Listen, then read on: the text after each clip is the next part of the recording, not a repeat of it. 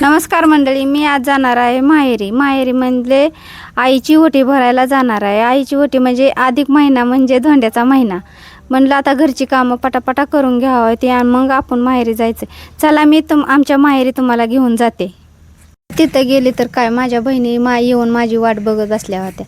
मग आम्ही गेलो, गप्पाही मारल्या, तुझं कसं माझं कसं. तेवढ्यात आमच्या भावाचा मुलगा पण तिथं आला. मग ती लाल साडीवाली आहे ती 3 नंबरची आहे, निळ्या साडीवाली 2 नंबरची आहे.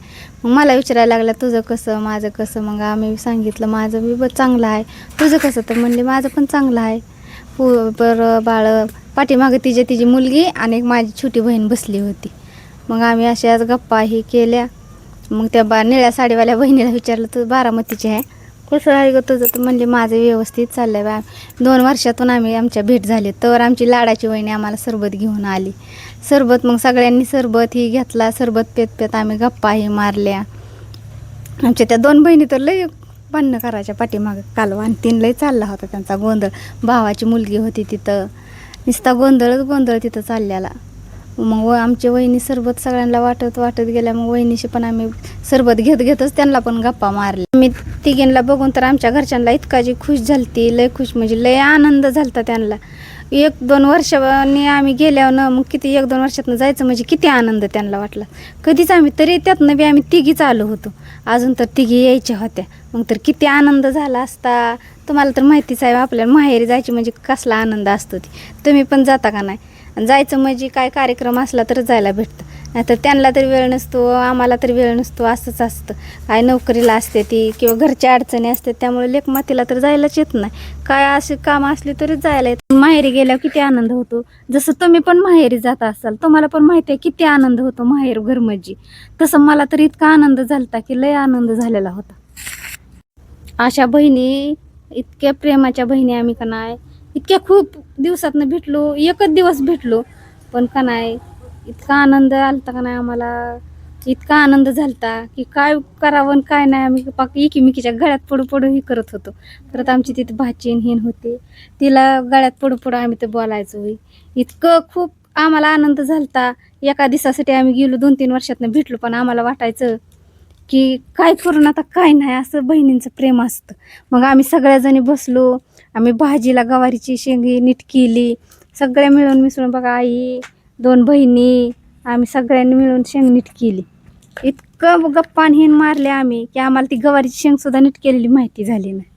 इथं चला आता मी आईचं घर कसं आहे ते तुम्हाला सांगते. ती आम्ही जी शेंग नीट करतोय ती पत्र्याचं शेड आहे, आणि त्या शेडच्याच पाठीमागं विटांचं 4 खोल्या आहेत. आणखी आईन वहिनीच तेवढी कसं काय दावली ह्यांनी. पण तेवढ्यात माझा भाऊजी आहे ती बाजारला गेलेला होता, आणि अण्णा आमच्या रानातल्या शेंगा आणायला शेंगा हे तिथं उपटून ठेवलेलं होतं, ती वेल आणायला गेले होते. त्यामुळं अण्णा भाऊ काय आमचं तुम्हाला तिथं दावलं नाही. तर शेंगा नीट करत एवढ्या गप्पा मारल्या. तेवढ्या वेळात वहिनींनी आमच्या स्वयंपाक करून ठेवला होता. तर एका दिवसासाठीच गेली होती, पण असं मला वाटायचं की 2-4 दिवस तिथंच राहावं. असं मनच होत नव्हतं की इकडे यावं, असं वाटतच नव्हतं. मी आणि माझा मुलगाच गेलो होतो. मला बहिणी इतक्या वाजवत झाल्या राहा म्हणून, पण माझ्या घरची सोय नव्हती, त्याच्यामुळे मला काय राहता आलं नाही. कामालाही जावं लागतं, पोराला कामालाही जावं लागतं. मग डब्याची अडचण असल्यामुळे मला काय राहायला कुठं जाऊन जमत नाही. त्या 2-3 दिवसासाठी पण मला नाही ना राहता आलं. पण आई पण म्हणायची अगं त्या पण राहिल्या, त्या तू पण राहिली म्हणजे तेवढंच वेळ निघून जाईन बहिणींचा. पण मला नाही, तर माझी घरची लय अडचण असते, त्याच्यामुळे मला नाही राहता आलं. आमची वहिनी पण येऊन मला म्हणायची राहताय, पण नाही जमलंच नाही मला राहायला. आम्ही तिथं 10 वाजता पोचलो होतो, पण हे गप्पा मारण्यात आणि हे करण्यात आम्हाला कसा वेळ गेला 5 वाजलेला सुद्धा कळलं नाही. मला माझ्या मोठ्या चुलत्यांनी पण फोन केला होता, या अगं इतक्या दिवसात ना आली तुम्ही. पण आम्हा दोघी तिघीला गप्पामुळे आमच्या चुलत्याकडे सुद्धा जाणं झालं नाही आम्हाला. एवढ्या आम्ही गप्पा आम्ही तर तिघीच आलो होतो, अजून तिघी यायच्या होत्या. मग त्या तर तिघी आल्या असत्या तर किती. आम्ही तिघी तेवढ्यात गोंधळ चालू होता म्हणल्या, त्या तिघी आल्या तर किती गोंधळ. तुम्ही म्हणसान की हाय त्या तरी किती जणी. आम्ही अशी सगळीजण 9 जण आहे. मग आमचं 6 बहिणी आणि 2 भाऊ आहेत. मग ती एक बारकी बहीण आहे, तिचं काय लग्न झालं नाही. एका भावाचं पण लग्न नाही झालं, ती असते ती बाहेर शिकायला बारामतीला. तेवढ्यात आमचं वडील रानातनं आलं होतं भुईमुगाचं वेल घेऊन. मग आवाज दिला की पोरींनो बाहेर आता. आम्ही जर बाहेर येतोय तर सगळ्या दारात सगळं वेल टाकलेलं होतं. मग आम्ही शेंगा तोडत तोडत वेल ती बघत बघत मग आम्ही गप्पा मारल्या. मग त्या बहिणी आल्या नव्हत्या, त्या बहिणीला फोन कर, या बहिणीला केला, त्या बहिणीला केला, तुम्ही का ग आला नाही, का ग आला नाही. तर त्यां म्हणले आमची नाही आबा यायची, आम्हाला अडचण होती त्याच्यामुळे आम्ही नाही आलो, आम्ही येऊ कधीतरी नंतर, आता परत न आलाय तुम्ही तर. अण्णाने नाईनी एवढे रानातून वेल आणलं होतं. परत आमचा भाऊ आला बाजारावनं.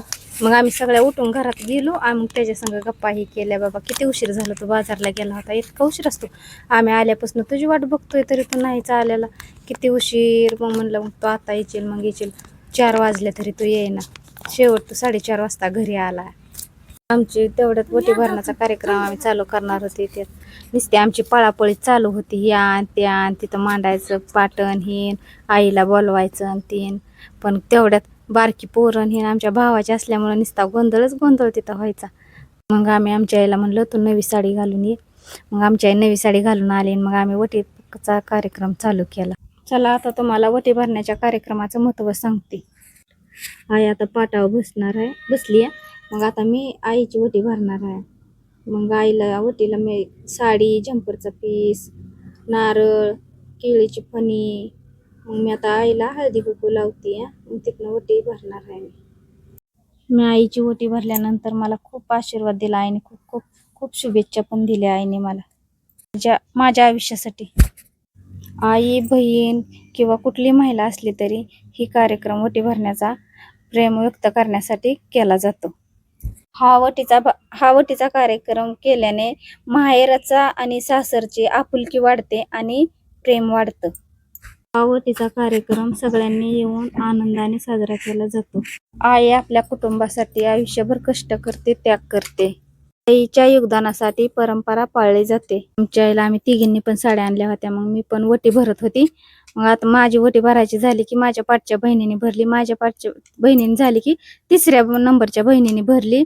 मग परत असाच वटी भरायचा कार्यक्रम झाला. मग आम्ही जेवणही केलं. मग जेवणही केल्यानंतर आमचा निघायचाही कार्यक्रम चालला. मग आम्ही निघालो.